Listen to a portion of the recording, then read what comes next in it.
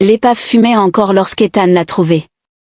Des morceaux de métal tordus sortaient du sol rocheux, vestiges d'un navire qui était tombé très durement, sans laisser de survivants. En marchant parmi les débris, il aperçut une silhouette à moitié enterrée sous une partie effondrée de la coque.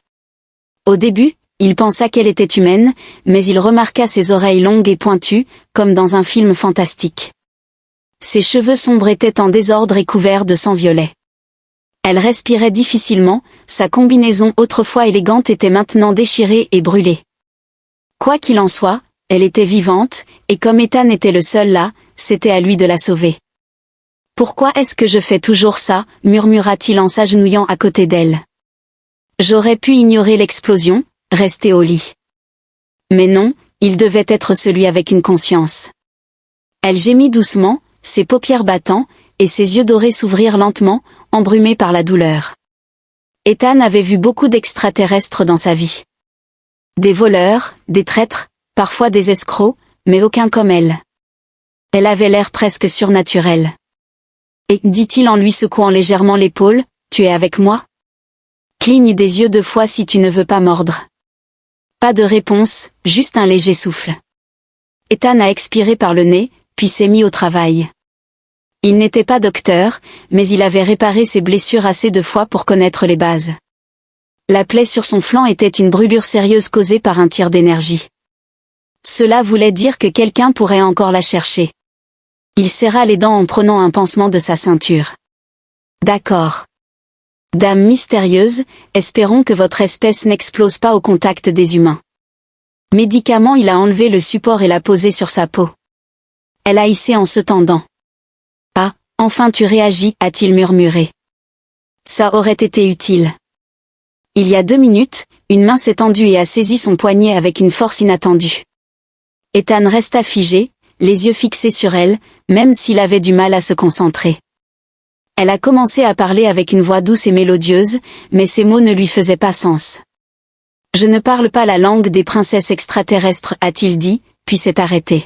« Attends, tu es bien une princesse ? Parce que si je risque d'être arrêté pour avoir touché une personne importante de l'espace, j'aimerais le savoir avant. » Sa prise s'est relâchée et elle a murmuré quelque chose de plus doux et urgent. Ethan regarda le ciel, inquiet. Si quelqu'un l'avait abattu, il devait sûrement déjà chercher les débris. S'il le trouvait ici, ce serait dangereux. « Restons pas ici pour le découvrir, dit-il. Elle a passé son bras sur son épaule. « Allez, c'est parti !» Soulever une personne blessée n'est jamais facile, mais soulever une princesse extraterrestre blessée sans aide est encore plus dur. Elle n'était pas lourde, mais elle ne l'aidait pas non plus. À moitié consciente, elle s'appuyait sur lui, ce qui faisait trébucher Ethan. En la portant vers son traîneau, il se disait « Pourquoi n'ai-je pas ouvert un petit restaurant tranquille ?» Quand il est arrivé au traîneau, un vieux mais fiable véhicule de transport, le bruit lointain de vaisseaux approchant a accru son sentiment d'urgence. Des chasseurs de primes devaient être là. Il l'a déposé sur le siège du traîneau et s'est précipité vers le siège du pilote. « D'accord, a-t-il dit. Ça pourrait être la fin pour nous deux, murmura-t-il en appuyant sur les interrupteurs. Les moteurs du traîneau se mirent à grogner avant de démarrer. Ethan n'attendit pas, il accéléra et le véhicule filait rapidement sur le sol rocailleux, avec quelque chose ou quelqu'un juste derrière eux. Des formes sombres sont apparues dans le ciel crépusculaire. 3 beaux navires conçus pour la vitesse et la chasse. « Oh allez !» soupira Ethan. « Il n'aurait pas pu me donner au moins 5 minutes d'avance ?» Le cal émit un bruit et une voix, déformée mais clairement hostile, demanda quelque chose dans une langue qu'Ethan comprenait à peine. C'était une affaire de reddition et de son prisonnier. Il jeta un coup d'œil à la femme à côté de lui. Sa tête était penchée, les yeux à moitié ouverts et dans le flou. Tu entends qu'il demande comme si elle pouvait répondre. Apparemment, tu es une source de gros problèmes, ce qui est mauvais pour moi car je déteste les ennuis. Un petit sourire triste apparut sur ses lèvres. Alors, maintenant, elle le trouvait drôle. Le premier tir d'avertissement a sifflé près d'eux. Un jet de plasma qui a fait fondre une roche proche en un tas de boue chaude. Ethan a crié « D'accord, d'accord, il est temps d'aller ailleurs ». Avec dextérité, il a tiré sur les commandes, faisant faire au traîneau un virage brusque qui lui a retourné l'estomac. Ce n'était pas un vaisseau, il n'avait ni bouclier ni arme, mais il avait de la vitesse, et c'était tout ce qu'Ethan désirait. Le désert s'étendait devant lui avec des dunes et des falaises. S'il pouvait atteindre le passage du canyon, il pourrait peut-être les semer. Une autre explosion a retenti au-dessus. La princesse a bougé à côté de lui. Cette fois, quand elle a parlé, ce n'était pas un murmure, mais une voix forte et autoritaire. Ethan jeta un coup d'œil vers elle. À moins que tu ne parles du bouton turbo secret, je suis un peu occupée. Elle se redressa avec effort, ses doigts bougeant rapidement dans l'air. Une seconde plus tard, le poignet d'Ethan s'illumina. Attends, qu'as-tu dit? Le moteur de la luge rugit avec puissance, ce qui faillit faire tomber Ethan en arrière. Oh maintenant, c'est ce que j'aime. Les chasseurs de primes, surpris, hésitèrent juste un instant, ce qui permit à Ethan de tourner dans un passage du canyon où les murs étroits rendaient la poursuite beaucoup plus difficile. Alors que la luge s'engouffrait dans le passage sinueux, la princesse poussa un léger soupir puis s'affaissa contre lui. Ethan avala et son cœur battait encore fort. Il avait sauvé cette fille et avait réussi à s'enfuir, mais il sentait que ce n'était que le début. La façon dont elle l'avait regardé, avec ses yeux dorés pleins d'émotions qu'il ne comprenait pas, lui donnait l'impression que sa vie venait de devenir très compliquée. La luge d'Ethan a glissé jusqu'à l'entrée de son cachette, un poste de ravitaillement à moitié enterré dans la falaise, caché des scans aériens par une surplomb de roches naturelles. Quand le véhicule a enfin arrêté de bouger, il a lâché un soupir, les mains toujours sur les commandes. Ça aurait pu être pire, a-t-il dit en se tournant vers la princesse alien inconsciente à côté de lui. Elle n'a bien sûr pas répondu, ce qui était un peu impoli, surtout après qu'il a risqué sa vie pour la sauver. En secouant la tête, Ethan a ouvert le compartiment de rangement de la luge et a pris une trousse de premiers secours usée. Il a remis son bras sur son épaule, s'habituant à la porter, et l'a à moitié traînée, à moitié portée dans le poste. L'intérieur était faiblement éclairé et encombré de vieilles caisses, d'un banc de réparation rouillé et d'un petit lit contre le mur. Avec autant de soin que son épuisement le lui permettait, Ethan l'a posée sur le lit, mais elle a à peine bougé. D'accord. Énigme, il s'est agenouillé à côté d'elle et a murmuré, « Voyons ce que nous avons ici. » Il a retiré sa veste déchirée et a découvert la brûlure sur son flanc. Le pansement qu'il avait mis plus tôt avait arrêté le saignement, mais elle avait besoin de plus qu'un simple soin rapide. En fouillant dans son matériel, il trouva une fiole de gel régénérant pour humains, qui, espérons-le, n'était pas mortelle pour les extraterrestres. Il en appliqua sur sa blessure. Dès que le gel toucha la peau, son corps se tendit et elle inspira vivement, ouvrant les yeux dorés. Ethan recula en levant les mains, disant qu'il venait en paix. Son regard était fixé sur lui, troublé mais captivant. Ils se regardèrent un instant, puis, dans un mouvement rapide, elle attrapa son poignet et l'attira vers elle en disant « Tu me revendiques ». Sa voix était basse, mais les mots étaient clairs. Ethan a cligné des yeux, puis a senti sa prise se resserrer. « Tu m'as sauvé, tu es mon lien. » Ethan a réfléchi un moment, puis a lâché un petit rire nerveux. « Oh, non, ce n'est pas vrai. Tu me confonds avec quelqu'un d'autre. » Ses yeux dorés vibraient d'une émotion difficile à comprendre. « Nies-tu ce que tu as fait?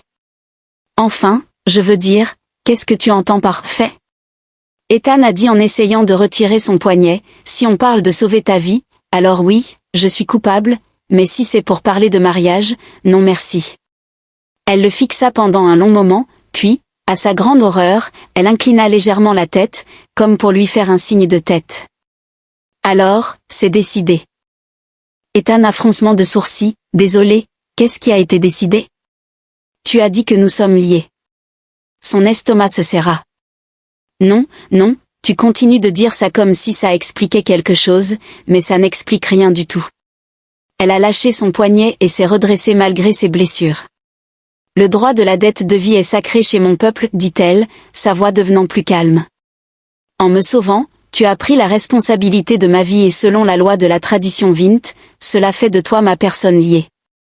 Ethan se passa une main sur le visage. D'abord, je ne savais pas que c'était une règle, donc je ne devrais pas en être responsable. Ensuite, non, je ne suis pas d'accord.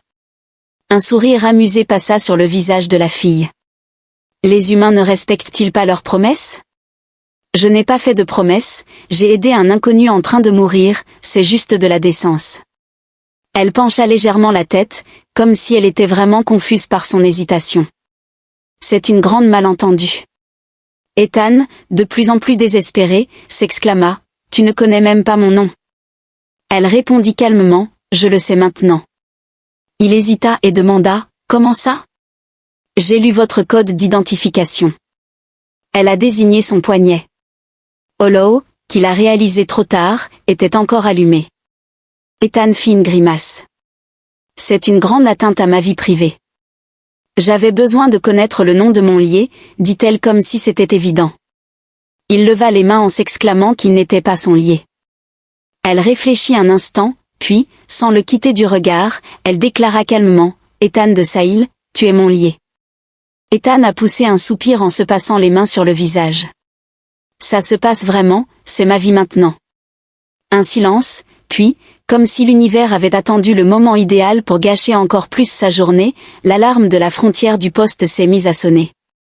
Ethan se redressa rapidement et dit, « Allez, donnez-moi 5 minutes. » La princesse Yara, qui semblait déjà habituée à la situation de mariage par sauvetage, se tenait debout, légèrement vacillante mais attentive.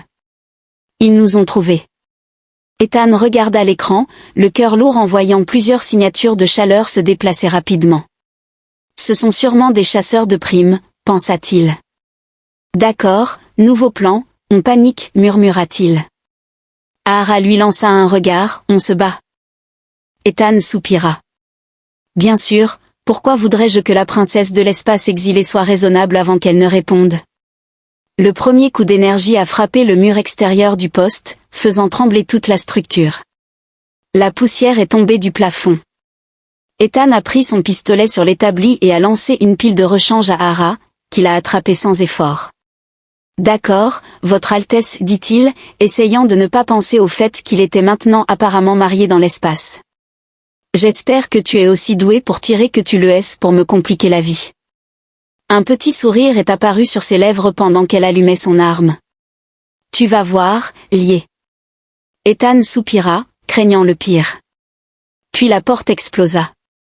L'explosion n'était pas la plus forte qu'il ait vécue, mais elle était parmi les pires. Le souffle de l'explosion le projeta en arrière, le faisant s'écraser contre des caisses en métal. Ses oreilles bourdonnaient, l'air était rempli de fumée et d'une odeur de circuit brûlé. À travers la poussière, 3 chasseurs de primes apparurent, armés et prêts à tuer. Leur chef, un reptile massif aux yeux noirs, s'avança en levant un fusil. Ethan a gémi depuis sa position par terre. « Vous pensez parfois à frapper à la porte ?» Le chasseur de primes reptilien inclina la tête puis tira. Ethan a été presque touché par un jet de plasma qui a brûlé le sol à l'endroit où il se tenait une seconde auparavant. La chaleur lui a frôlé la joue. D'accord, message reçu. Il s'est vite caché et a sorti son blaster de son étui. Il n'était pas du genre à poser des questions avant de tirer. Un deuxième tir est passé à côté de lui, frôlant une caisse. Ethan a regardé par-dessus le bord au moment où Ahara s'est mise en mouvement malgré ses blessures. Elle se déplaçait avec précision. Un des chasseurs de primes, un humanoïde maigre avec trop de doigts, a levé son arme. Ahara a été plus rapide. Elle a tiré une fois et l'a touché. Il est tombé comme un drone en panne, frappé au cœur. Ethan a cligné des yeux. C'était impressionnant, un peu effrayant, mais impressionnant. Ahara ne répondit pas, elle se cachait déjà derrière un écran pendant qu'une autre série de tirs tombait. Le chasseur de primes reptilien a grogné dans sa langue, puis a dit avec un accent lourd, « Donnez-nous la princesse, humain. Vous n'avez pas besoin de mourir. » Ethan soupira en essuyant la poussière de sa manche. « Super, j'ai le choix, j'adore ça. Alors option 1. Je remets la princesse de l'espace et vous ne me tuez pas. Sinon, si je ne le fais pas, vous me tuez plus vite. » Honnêtement, je n'aime aucune des deux options, grogna encore le chasseur de primes. Donc, vous choisissez la mort. Ethan soupire, oui, je m'y attendais. Une nouvelle explosion a secoué la pièce. Ethan a tiré dans tous les sens, mais il a raté.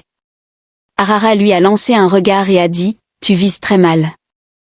Ethan a répondu, oh, désolé, Tu me fais passer un examen? Il s'est baissé juste à temps pour éviter une balle. Peut-être que je ferais mieux si ma journée n'était pas si mauvaise, a-t-elle dit en véon, probablement quelque chose de désagréable, puis elle a sauté par-dessus un panneau avec agilité. Grâce à 2 coups de feu rapides, un a touché sa cible, faisant tomber un chasseur de primes. Ethan a bien relâché son souffle. Je reprends ce que j'ai dit. Je suis très heureux d'être marié à une princesse guerrière. Le chasseur reptilien a poussé un grognement puis a pris un petit globe métallique à sa ceinture. Ethan plissa les yeux. Est-ce que le chasseur a lancé une grenade? Ethan a crié en se cachant derrière le banc de travail.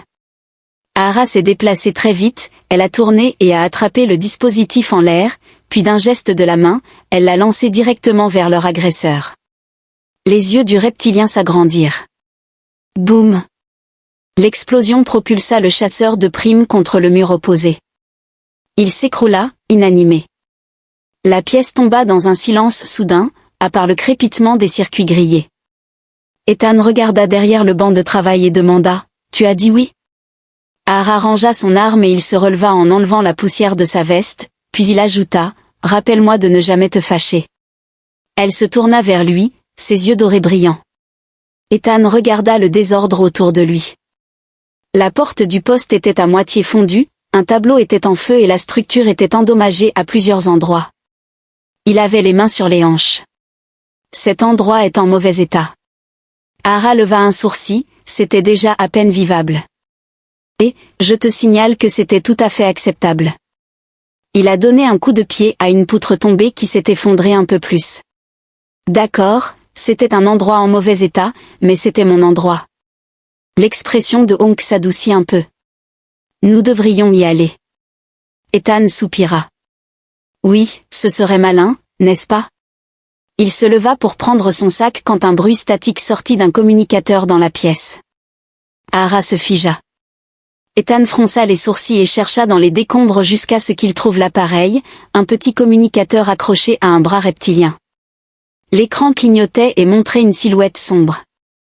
Une voix profonde, froide et calme parla à travers le bruit, « Rapport. » Ethan a lentement levé l'appareil en s'éclaircissant la gorge, « Salut, ce n'est pas la bonne personne. » Après une pause, Ethan a regardé Ahara, qui a secoué la tête. « C'est juste un récupérateur amical, a-t-il dit avec assurance. Je suis désolé de vous dire que vos chasseurs de primes ont eu un petit accident, ils sont morts. » Après un moment de silence, la voix a répondu, sans s'inquiéter, « C'est dommage, mais d'autres viennent. » Le cœur d'Ethan s'est arrêté. Attends, quoi? La transmission s'est coupée. Il regarda l'appareil éteint dans sa main puis se tourna vers Ahara. Ça semblait mauvais. Elle hocha la tête. C'était Lord Verick. Ethan a froncé les sourcils. Dois-je savoir qui c'est? C'est lui qui m'a exilé. Ethan a soupiré en réalisant que ce n'était déjà pas assez compliqué. Ahara s'est dirigée vers la sortie, tendue. Nous devons partir maintenant. Ethan se frotta les tempes. Super, ça ne nous laisse pas beaucoup de choix. Il prit son sac, mit son blaster sur son épaule et suivit sa femme de l'espace, même s'il ne le voulait pas, dans l'inconnu. Le vieux OV-bike d'Ethan n'était pas fait pour des courses rapides, mais dans cette situation, il n'allait pas faire le difficile. Il prit les poignées fermement alors que le moteur tout sautait, puis se mit enfin en marche. Le véhicule en mauvais état tremblait sous lui alors qu'il décollait du sol craquelé du désert. Ahara s'était installé derrière lui, en serrant sa taille. Cette machine n'a pas l'air fiable. Ethan a réagi en disant, « Excusez-moi, cette machine m'a sauvé la vie plus de fois que je ne peux le dire. Cela a du caractère, il manque un stabilisateur, mais ce n'est pas grave. Le léviteur est clignotant, mais ça va. » Elle s'est approchée, sa respiration chaude contre son cou. La pile à combustible fuit. Ethan poussa un soupir et admit que c'était un piège mortel. Mais c'était un piège mortel rapide. Il accéléra la moto, qui fila au-dessus du sol en soulevant un nuage de poussière. Le vent s'engouffra autour d'eux tandis qu'Ethan les éloignait de son avant-poste détruit. Ted n'avait pas encore trouvé de solution. Le paysage désolé s'étendait sur des kilomètres, avec de la terre fissurée et des rochers pointus. La planète, que détestait Ethan, n'avait pas beaucoup d'endroits pour se cacher. S'ils avaient des chasseurs de primes à leur trousse, ils avaient besoin d'un plan. Alara, toujours optimiste, serra ses mains. « Où allons-nous » demanda Ethan en plissant les yeux vers l'horizon. « Ce n'est pas un plan. »« Excuse-moi, princesse, mais d'habitude, je fais mes plans avant que ma cachette explose, » répondit-elle en soupirant. « Je sais où il y a un endroit. C'est un ancien centre de transport, 2 secteurs à l'ouest. On peut s'y abriter. » Ethan a réfléchi et par abandonné, « Tu veux dire que c'est fermé après une fuite de radiation ?» Ethan a fait une grimace et a dit que c'était génial d'avoir une forte exposition aux radiations. Les niveaux de radiation sont maintenant stables, mais ça ne me rassure pas. Ara a serré davantage le guidon de la moto alors qu'elle traversait un terrain difficile. Préfères-tu rester ici en attendant les chasseurs de Véric ? Ethan se plaignit, d'accord, la mort par des déchets toxiques, très bien. Puis il prit un virage avec sa moto. L'ouest soulevait un nuage de poussière, le paysage défilait rapidement, mais la sensation d'être poursuivi restait forte. Alara s'est tue un moment avant de parler à nouveau. Tu gères cela mieux que prévu. Ethan a soupiré, ne te méprends pas, je crie à l'intérieur, je fais juste semblant de sourire. Un léger amusement se fit entendre dans sa voix. Une méthode pour faire face, oui c'est tout ce que j'ai à ce stade avant qu'elle puisse répondre à son poignet. Olo a cligné des yeux en réponse à un signal entrant. Ethan a fait une grimace. C'est bizarre. Qu'est-ce que c'est ? Je ne sais pas, ça pourrait être une alerte. Un phare. Il a ajusté les commandes d'une main, en regardant l'écran qui clignotait. Il captait un faible signal à proximité. Ara s'est déplacé. Est-ce un piège ? Peut-être, mais si ce n'en est pas un et que quelqu'un a réellement besoin d'aide. Il a soupiré, c'était difficile d'ignorer ça. Elle l'a regardé un moment. Tu ne peux vraiment pas t'en empêcher, n'est-ce pas ? Non, c'est une maladie. En murmurant quelque chose qui était probablement une insulte, Ara a accepté. Très bien, mais il faut faire vite. Ethan a dirigé le vélo vers les coordonnées du signal.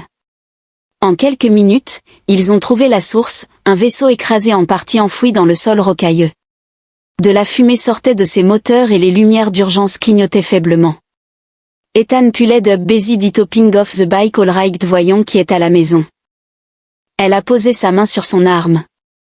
Fais attention, il s'approche de l'épave en faisant attention en marchant dessus. Des débris tordus, le navire était un ancien modèle de classe récupérateur d'avant-guerre.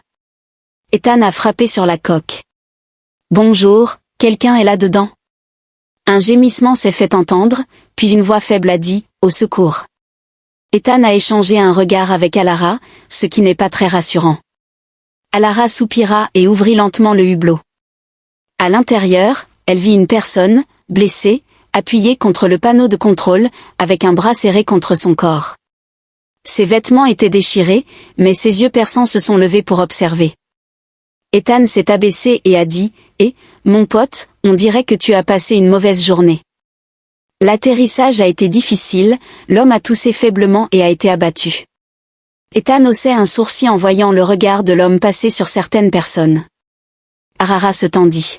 « Tu connais le seigneur Véric ?» L'étranger éclata d'un rire amer en disant qu'il le connaissait. Ethan soupira, disant que c'était super. Une autre personne avait des ennemis royaux. J'adore ça. L'homme se redressa, son nom est Kiran. Il regarda Ethan, et Ethan fit un sourire forcé. Oh, juste un idiot malchanceux qui a sauvé la mauvaise princesse. Kiran a légèrement levé les sourcils. C'est toi qui t'es lié avec elle.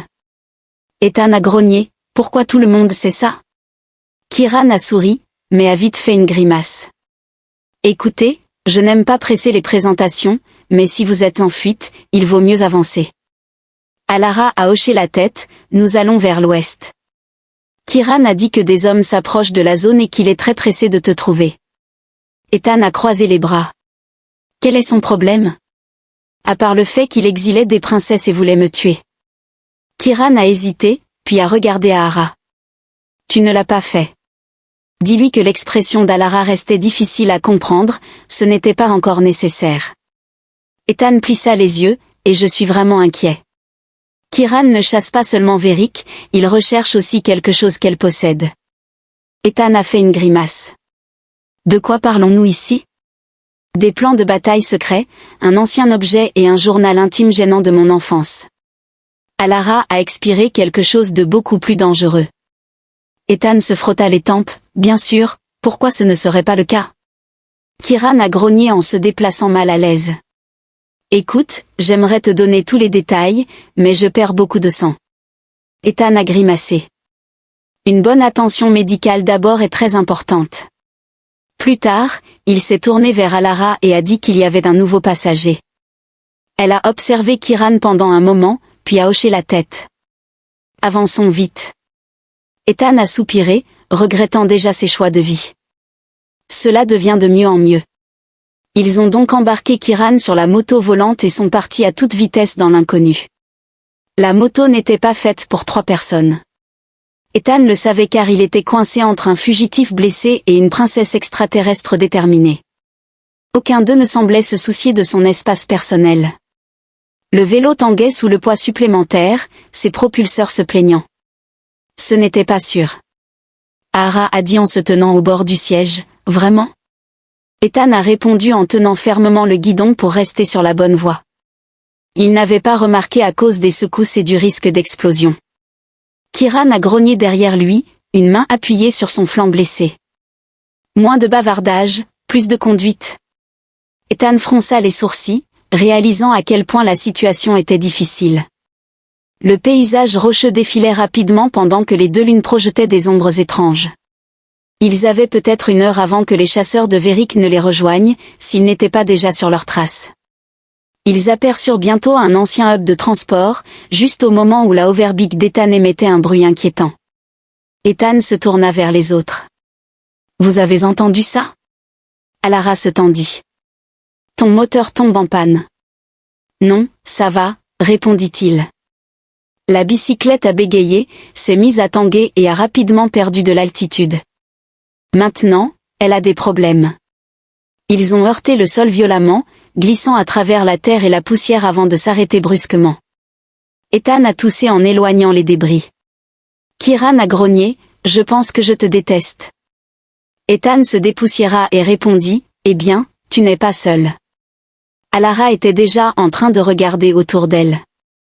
L'horizon, nous n'avons pas de temps à perdre.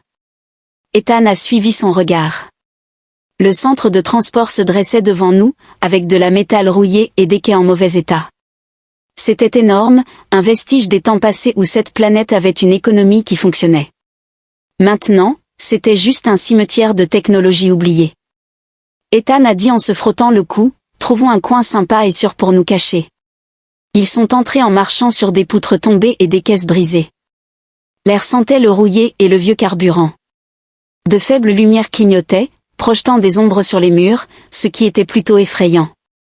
Ethan a murmuré que c'est une note de 2 étoiles car l'ambiance est étrange, on a l'impression que quelque chose va nous attaquer. Kiran a soupiré rapidement. Si tu continues à parler, je pourrais aimer l'ambiance. Ethan a dit qu'il n'aimait pas le bruit de mort imminente que tu fais, mais Aara les a ignorés et a continué à avancer plus profondément dans le bâtiment. Ils sont passés par une grande pièce avec des écrans fissurés et des robots de service rouillés. Gelés sur place, il y avait une aile de stockage pleine de containers abandonnés. Ça fera, dit Aara en regardant autour d'elle. Ethan n'était pas sûr. Je ne sais pas, mais cela semble évident que nous avons peu de choix. Ethan soupire en se frottant les tempes. D'accord, mais si quelque chose sort de l'ombre, je me réserve le droit de crier très fort. Kiran était adossé à une caisse, pâle mais attentif. Ses instincts avaient raison, les hommes vont bientôt chercher ici. Ethan s'est affalé sur un conteneur. J'adore être prévisible, ça donne confiance. Alara a regardé Kiran et a dit que Veric cherche quelque chose qu'elle a. Kiran a répondu en soupirant, oui, et s'il l'obtient, il ne s'arrêtera pas seulement à te traquer. Ethan a croisé les bras. Une pause dramatique a été remarquée. Veux-tu ajouter quelque chose? Kiran a hésité puis a regardé Aara, il cherche le cœur. Charizon et Ares expression d'Arkened. Ethan a froncé les sourcils. Kiran a gémi en bougeant avec douleur. Une relique aussi vieille que les premiers empires, on dit qu'elle renferme les restes de quelque chose de puissant. Ethan plissa les yeux. Le mot « puissant » désigne une grande force ou une capacité d'influence. Alara a douté, c'était une partie d'une arme. L'estomac d'Ethan s'est noué, une arme terrible. Kiran a ri faiblement en disant que c'était un euphémisme. Ethan se frotta le nez et dit qu'il fallait clarifier quelque chose. Nous ne fuyons pas seulement un seigneur de guerre avide de pouvoir, mais un homme qui veut un dispositif de fin du monde. En gros, Ahara a dit qu'Ethan était fantastique, juste fantastique, avant que quelqu'un puisse ajouter quoi que ce soit. Un bruit résonna dans la gare, un bruit métallique, puis un autre. Ethan se figea. Dis-moi que ce n'est que le vent. Kiran a sorti son blaster, ce n'est pas le vent. Alara se déplaçait déjà contre le mur en leur faisant signe de se taire. Ethan avala difficilement. Il regarda derrière une caisse. Une unité de patrouille était entrée dans la station. 5 hommes en vêtements de combat sombre avançaient, leur visière brillait d'un rouge faible. L'un d'eux tenait un appareil de détection et scrutait la zone avec attention. Ethan se retourna lentement vers les autres, se demandant s'ils devaient se battre ou fuir, car ils étaient en infériorité numérique. Kiran a toussé et je suis presque mort. Ethan a soupiré, aimant les chances. La patrouille s'est approchée. L'un d'eux a incliné la tête en s'arrêtant, car son scanner a émis un bip. Le pouls d'Ethan a fortement augmenté. Ahara a saisi son arme, puis un bruit de fracas est venu de l'autre côté de la pièce, celui de la patrouille. Des armes se sont levées dans le silence, puis on a entendu un bruit de clic. Soudain, un des droïdes de service en panne s'est mis à bouger. Sa voix grésillante a dit « Bienvenue au port spatial 674. Veuillez présenter votre liste de marchandises. » La patrouille a tiré tout de suite, détruisant la vieille machine en quelques secondes. Ethan Winstokerud buitad don the trick the noise distracted dem long enough for Ahara to grab Ethan's arm move they bolted Kiran despite his injury kept pace barely the sound of heavy boots echoed behind them shoe. Fillin de air blaster fire followed striking the walls a they ducked and weaved through the station. Ethan serrait les dents, je déteste ça tellement. Alara regarda plus loin, il y avait une trappe de sortie. Ethan suivit son regard vers un tunnel de maintenance presque rouillé, à peine assez large pour passer. Oh, ça a l'air sûr. Pas le temps de se plaindre. Alara se déplaça d'abord avec facilité. Kiran est allé en avant en gémissant de douleur. Ethan s'est retourné juste à temps pour voir un des agents de patrouille se précipiter vers lui en disant un peu d'aide. Ahara a pris son col et l'a tiré à travers l'ouverture juste au moment où des tirs résonnaient derrière eux. Ils ont roulé dans l'obscurité. Écrasé au sol, Ethan grogna, « Tu aurais pu être douce. » Ahara l'ignora et dit, « Nous devons avancer. » Ethan soupira en se frottant les côtes douloureuses. « Oui, c'est ce que je voulais, encore plus de courses. » Mais en entendant le bruit des gardes qui approchaient, il n'eut pas le choix. Avec un dernier grognement, il les suivit dans l'obscurité. Une fois de plus, le tunnel de maintenance sentait le métal rouillé, l'humidité et de mauvais choix. Ethan essayait de ne pas respirer trop fort en suivant Ahara et Kiran dans le passage étroit. Les lumières d'urgence clignotaient faiblement au-dessus de lui. Ses côtes lui faisaient mal après leur fuite compliquée et il était très stressé. « Super plan », murmura-t-il. Se cacher dans un tunnel effrayant. Rien ne va jamais mal dans des tunnels inquiétants. Kiran, en se tenant le côté, lui a lancé un regard et a dit « Préfères-tu qu'on reste là-bas et qu'on demande gentiment aux chasseurs de primes d'arrêter de nous tirer dessus ?» Ethan pense que si nous expliquons que tout cela est un gros malentendu, cela pourrait aider. Alara s'est arrêtée soudainement et a levé la main. Ethan a été sauvé de justesse en se pressant contre le mur froid en métal. « Et maintenant » murmura-t-il. Elle lui montra devant eux, le tunnel descendait et se terminait par une grande grille en métal. Au-delà, une faible lumière bleue clignotait avec un bruit lointain de machines. Ethan plissa les yeux en voyant une jonction électrique. Ahara a confirmé qu'il pourrait utiliser l'ancien système de transport de la station. Kiran a répondu, « Tu parles de celui qui ne fonctionne plus depuis 10 ans ?» Ethan se passa une main sur le visage et dit, « Génial, j'adore cet optimisme. » Ahara l'ignora et s'agenouilla près de la grille pour examiner ses bords rouillés. « Aide-moi avec ça, dit-elle. Ethan s'accroupit à côté d'elle et répondit, « D'accord, mais si on se fait électrocuter, je me suis demandé à quoi ça servirait. » Note que c'était une mauvaise idée. Bien noté avec un bruit, il se vante de laisser échapper le métal qui crie avant de céder finalement. Loin devant, un chemin étroit s'étendait au-dessus d'un vieux tunnel de transit. Les rails brillaient légèrement avec une énergie résiduelle. Des consoles de maintenance fissurées bordaient les murs, clignotant faiblement. De la poussière flottait dans l'air, troublée par leur arrivée. Kieran regarda par-dessus l'épaule d'Ethan et demanda si le train fonctionnait encore. Ethan soupira et répondit qu'il ne croyait pas qu'un ancien système de transport abandonné puisse encore marcher, mais il espérait que si, car l'autre option était de mourir dans un combat. Lara commença à avancer prudemment sur la passerelle en disant qu'il fallait activer le panneau de contrôle principal. Ethan soupire et dit, « D'accord, laisse-moi utiliser ce que je sais sur les systèmes de transport extraterrestres anciens. » Kieran a fait un petit sourire. « Tu pensais que tu connaissais en technologie, non? Mais c'est de la technologie qui n'est pas plus vieille que le grille-pain de ma grand-mère. » Alara s'est approchée de la console la plus proche et a enlevé la poussière.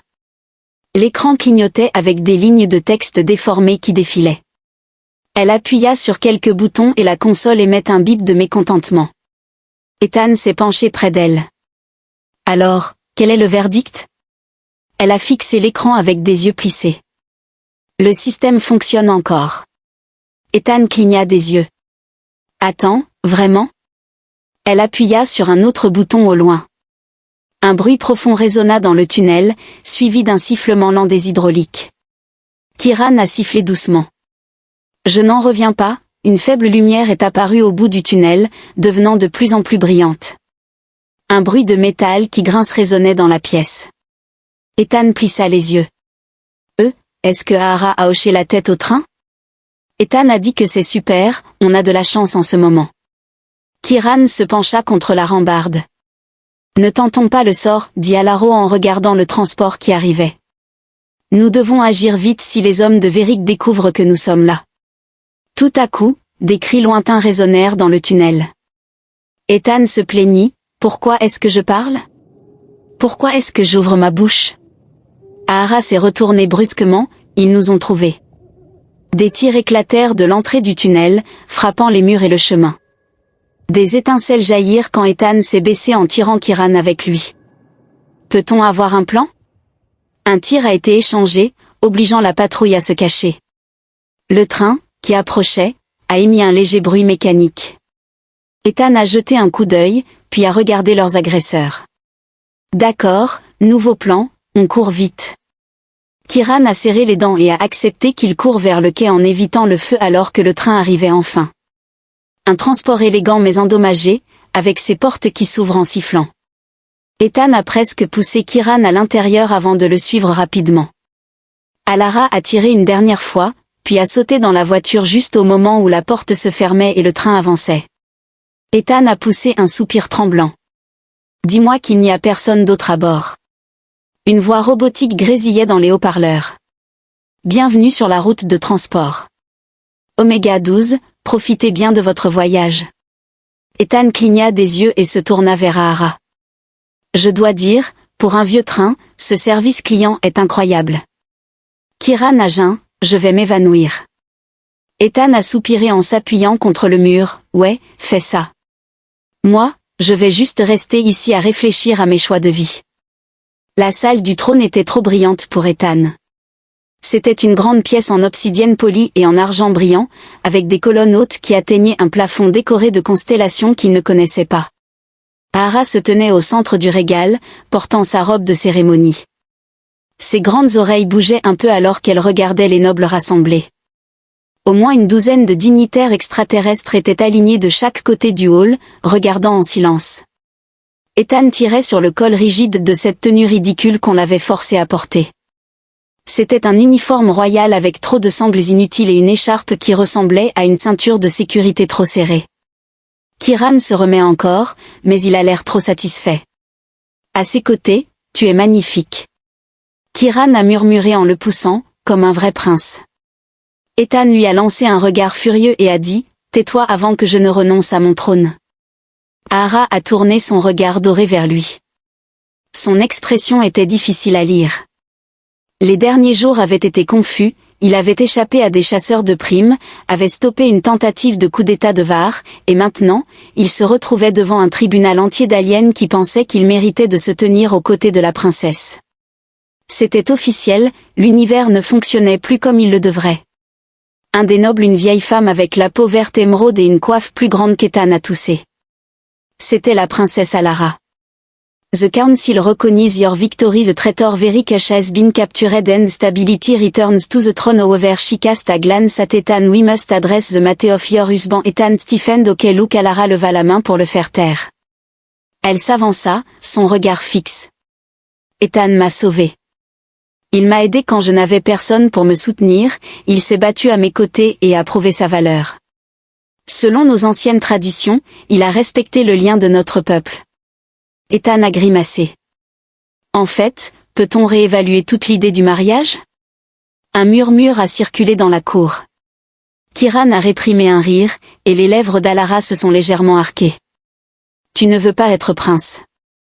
Ethan passa sa main dans ses cheveux et dit, ce n'est pas que je n'apprécie pas l'offre, mais je suis juste un gars de la terre qui essaie de passer un mardi normal sans être attaqué. Maintenant, je me retrouve dans une salle de trône alien, habillé d'un costume avec trop de boutons. Il fit un geste vague. Regarde, on ne peut pas me forcer à devenir prince. L'ancien noble répondit, nous ne pouvons pas forcer une union si l'humain refuse.